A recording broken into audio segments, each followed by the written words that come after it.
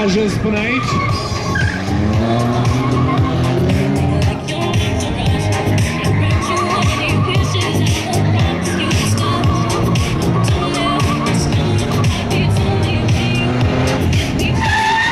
Incredibil, domnul Cristian are avantaj.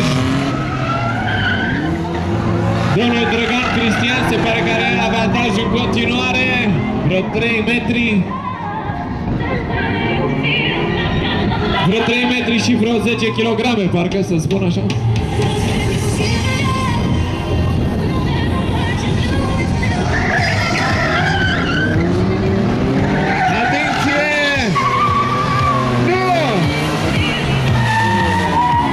A pierdut avantajul domnul Costel Fasol, a câștigat prima manșă.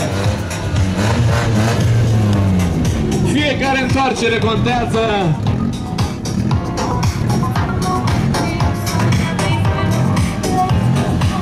La acest